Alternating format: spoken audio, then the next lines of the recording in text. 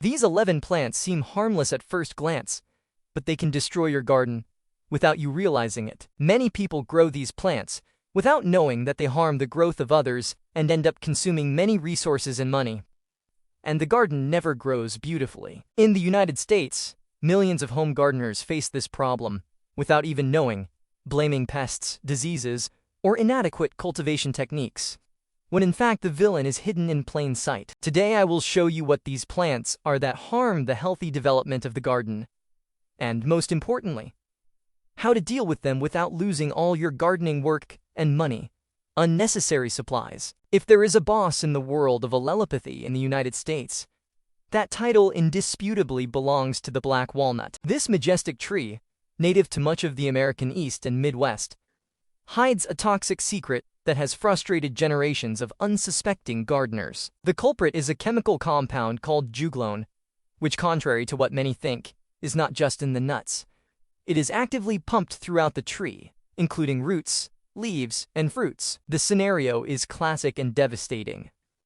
You decide to plant your summer vegetable garden near that large tree that offers pleasant shade. You plant American culinary favorites: juicy tomatoes, peppers, potatoes, or eggplants. And at first, everything seems fine. But suddenly, your plants start to yellow and wilt, as if they were thirsty, even with the soil being moist. This happens because juglone inhibits the cellular respiration of neighboring plants, basically suffocating the competition to ensure that all soil resources are left only for itself. And it's not just vegetables.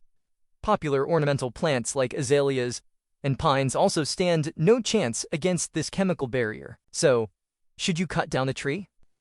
Not necessarily, but you need to be strategic and follow the golden rule for gardeners in the USA. Keep any sensitive crop at least 50 to 80 feet away from the trunk, as toxic roots can extend far beyond the tree canopy. If space is limited, you don't need to give up gardening. Just change the menu, as nature is wise and created plants that are immune to the walnut's poison. Vegetables like beans, squash, and corn are resilient warriors that can thrive happily, completely ignoring the presence of juglone in the soil. If the black walnut is a native boss, the next plant on our list is a relentless foreign invader that deceives with a beautiful name: the tree of heaven, or ailanthus. Scientifically, Ailanthus altissima sounds like something divine to have in the backyard. But for ecologists and gardeners in the United States, it is often called the tree from hell. Brought from China to Philadelphia in the late 18th century as an urban ornamental tree, it has spread like a plague through almost every American state. The secret to its overwhelming success is not just its ability to grow in concrete or poor soils, but rather a potent chemical weapon called ailanthrin. This herbicidal compound is produced in high concentrations in the roots and bark of the tree, and the tree of heaven uses ailanthone to carry out a true botanical ethnic cleansing. The chemical inhibits the growth of other native plants and tree saplings so severely that, in a short time, it creates dense monocultures where nothing else can survive. For the conscious American gardener, the situation here is different from other plants on this list, as there is no peaceful coexistence or safe distancing with the tree of heaven. It is classified as a noxious invasive species in many states, and its allelopathy is so aggressive that the soil remains toxic even after the tree is cut down. The only correct way to deal with it is total and ruthless removal. Never plant it intentionally, and if you find one sprouting, pull it out immediately. Ensure that the entire root system is extracted, as any piece of root left behind can resprout with renewed vigor. Regarding disposal, the recommendation is strict. Do not put it in the compost, as the waste must be destroyed or burned, always checking local laws. This is essential to ensure that the seeds and chemical compounds do not contaminate other areas of your land and destroy your garden. You probably associate the smell of eucalyptus relaxing spas and flu remedies, but in the garden, this aroma is a sign of chemical danger. Eucalyptus is not just a thirsty tree that drains water from the soil. It is a factory of volatile allelochemicals, such as terpenes and phenolic acids, released by the leaves and bark on the ground. These trees act as professional bad neighbors, and studies show that staple crops, like wheat, suffer drastic reductions when planted near eucalyptus. But the effect doesn't stop there.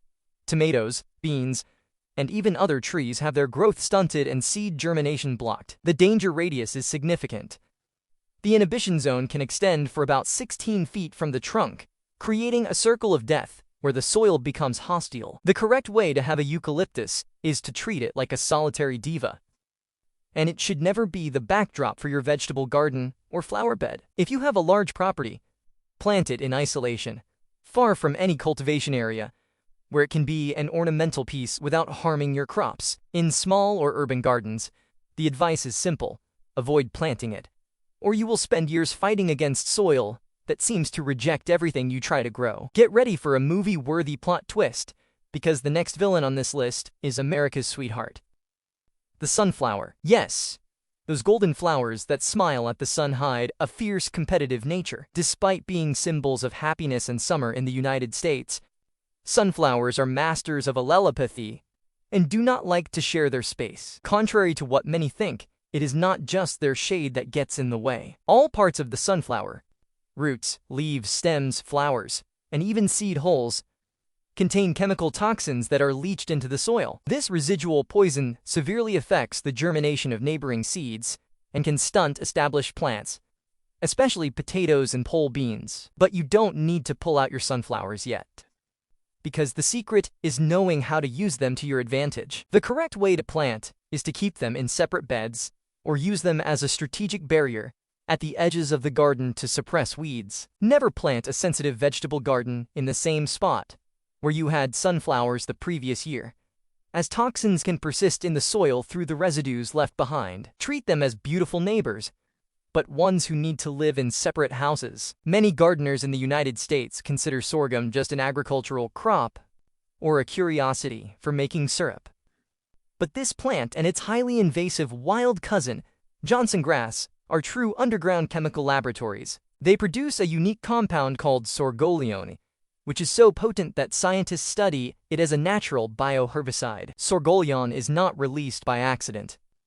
It is actively exhaled by root hairs, creating a toxic zone in the soil around the plant. This chemical directly attacks neighboring plants' ability to perform photosynthesis, blocking the absorption of water and vital nutrients. The result? Johnson grass in particular manages to decimate native vegetation and invade gardens, establishing itself as a dominant monoculture where nothing else can compete. For the home gardener, the rule is clear: Johnson grass is public enemy number one, and never allow it to establish itself in your garden. If you see this tall grass appearing, remove it immediately and completely, digging deep to remove all rhizomes. Any piece left behind will continue pumping poison into the soil and will resprout with renewed vigor. Cultivated sorghum, on the other hand, can be used intelligently as a cover crop to clear land infested with weeds. But it must be managed with care and cut before it creates seeds, so that its chemical warfare does not harm your future vegetable crops. If you have seen a golden field in late summer and thought it was beautiful, be careful. You might be looking at an impenetrable botanical fortress. Goldenrod, specifically Solidago canadensis, is a Native American plant that behaves like an aggressive conqueror. It doesn't play fair. Besides growing fast and shading everything around it, it releases chemicals through its roots and decaying leaves. This inhibits the seed germination of other plants, especially native trees like maple and herbaceous vegetables like lettuce and radish. These plants form dense colonial colonies that exclude practically any competition, creating monocultures that last for years. Its allelochemicals act like an invisible force field in the soil, preventing new seedlings from establishing near them. Although it is an important plant for pollinators, in the home garden, it can quickly go from beautiful wildflower to sole surviving plant. The correct way to have this yellow beauty in the garden is through strict containment, opting for less aggressive cultivars developed for gardens. Even so, plant them in confined areas, or use underground barriers to prevent rhizomes from spreading. If you have a small garden, it might be better to admire them by the roadside, far from your delicate flowers. The next plant on our list might look like just an annoying weed on the side of the trail, but it is a sophisticated killer that is rewriting the biology of American forests. Garlic mustard is an invader that doesn't just fight for light or water. It's the vital supply lines of native plants. The dark secret of this plant is the production of allelochemicals, specifically glucosinolates, which are toxic to mycorrhizal fungi in the soil. Most trees and native plants in the USA depend on these friendly fungi to absorb nutrients and survive. By killing the fungi, garlic mustard effectively starves the surrounding plants without even touching them, allowing it to rapidly dominate large areas of the forest understory. The scariest part is that studies show that Native American plants suffer much more from this chemical attack than their European counterparts. The only correct answer for garlic mustard is zero tolerance, so never plant it, not even for culinary curiosity. If you spot one of these plants in your garden or woods, pull it out immediately by the root before it produces seeds. And here is a crucial detail. Do not leave pulled plants on the ground, as even after being pulled, they can continue releasing toxins or maturing seeds. The recommendation is to bag and trash it. Better yet, burn the removed material to ensure the cycle of destruction is stopped. The hackberry Celtis occidentalis, or Celtis laevigata, known as sugarberry, is a robust native tree that many Americans plant for being drought-resistant and providing shade. However, what seems like a harmless parasol is in fact a silent exterminator of grasses. If you have noticed those bare soil areas under the canopy of a hackberry where grass simply refuses to grow, it is not just the fault of the shade or lack of water. Research indicates that decaying leaves and litchates, the rain that passes through the leaves of the hackberry, carry powerful phenolic acids, such as ferulic and caffeic acid. These compounds actively suppress seed germination and root growth of various common herbaceous plants and grasses. It is the tree's strategy to eliminate competition for water in the surface layers of the soil. The correct way to use hackberry in landscaping is strategic, and never plant it in the middle of a lawn you want to keep impeccable, as you will lose this battle. Instead, plant it away from grassy areas or use it intentionally in zones where you want to suppress weed growth, creating a natural mulch area under the canopy. Except that underneath it, the soil wants to remain bare, and plan your garden around this reality. Ferns usually add a magical and prehistoric touch to the garden, but the hay-scented fern Denstietia punctilibula has a dark side that challenges the diversity of American forests. This native plant is a master in the art of exclusion, forming dense and impenetrable carpets on the forest floor that act as a physical and chemical barrier against the regeneration of valuable trees, like the black cherry. The strategy of this fern is scorched earth.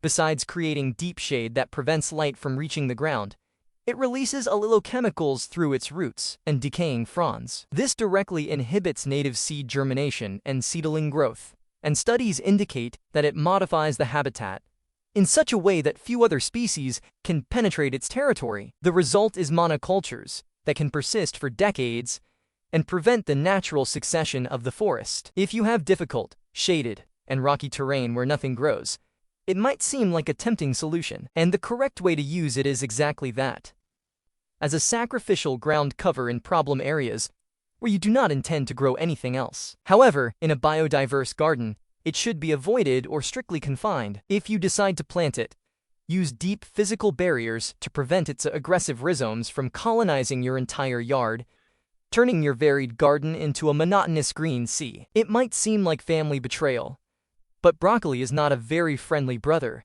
not even to its closest relatives. Members of the Brassicaceae family, which includes cabbage, cauliflower, Brussels sprouts, and broccoli itself, are known for being notoriously difficult to replant in the same spot, and allelopathy is one of the reasons. When broccoli decomposes, it releases chemical residues into the soil that can inhibit the growth of other crucifers planted subsequently. Studies show that aqueous extracts of broccoli can suppress seed germination and root growth of neighboring plants. It is as if the plant left a toxic warning, so that no one from the family occupies its room after it leaves. This mechanism becomes a nightmare for the gardener trying to maximize production by planting cabbage right after the broccoli harvest. The golden rule for dealing with this family feud is strict crop rotation.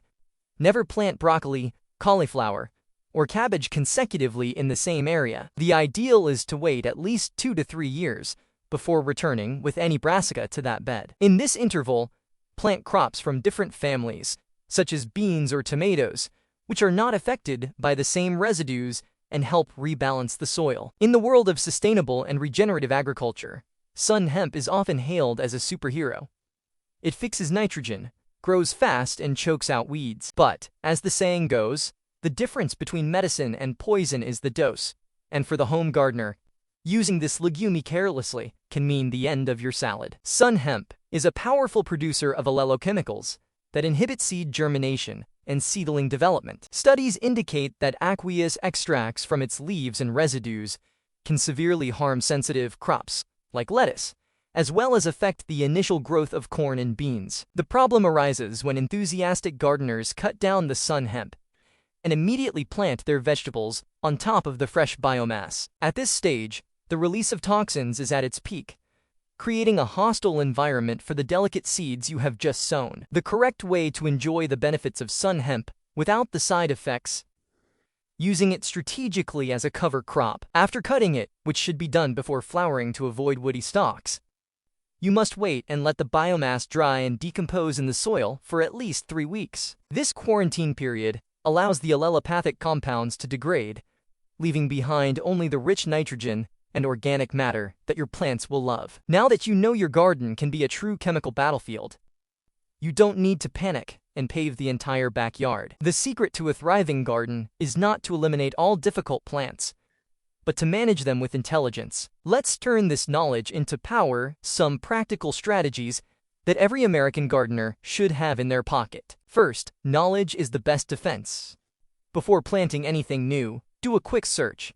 Is this plant allelopathic? If the answer is yes, plan the location carefully. For the big villains, like the black walnut, the golden rule is distance. Keep sensitive vegetable gardens out of the canopy's drip line, and ideally more than 50 feet away. If space is tight, use raised beds with a lined bottom and soil brought from outside to create a physical barrier against toxic roots. Second, garden hygiene is crucial.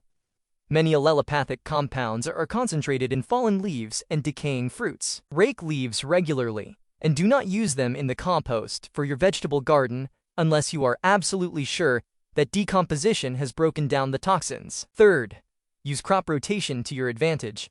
As we saw with broccoli and sunflowers, the soil remembers what was planted in it. Never plant the same family of vegetables in the same place year after year, alternating between heavy feeders and soil replenishers. Finally, use allelopathy as an allied weapon, using plants like rye or sunflowers strategically on the edges of the land to suppress weeds. Plant them as a temporary living fence to clear the soil of invaders before establishing a new bed. Nature doesn't play dirty, it just plays to win. And now that you know the rules of the game, you can ensure the winner is always your garden. We have reached the end of our journey through the secret and chemical side of your garden. As we have seen, the plant world is much more dynamic and competitive than it seems at first glance. That plant that doesn't grow at all may not be a victim of lack of fertilizer or excess sun, but rather a toxic neighbor silently fighting for control of the territory. Understanding allelopathy is the key that separates a frustrated gardener from a landscaping master. By recognizing these invisible interactions, you stop fighting against nature and start working with it, positioning each plant where it can shine without overshadowing or poisoning the others. Remember, a healthy garden is a balanced ecosystem, where each species has its respected space. Now I want to know from you, have you ever had a plant in your garden that died mysteriously near a walnut tree or a sunflower? Do you have any of these villains in your backyard and didn't even know? Leave your story in the comments below, as your experience might save someone else's garden. If you enjoyed discovering these botanical secrets, don't forget to like the video and subscribe to the channel. Every week we bring curiosities and scientific tips to turn your green thumb into a true superpower. Until next time, and happy planting. Far from the walnut trees, of course.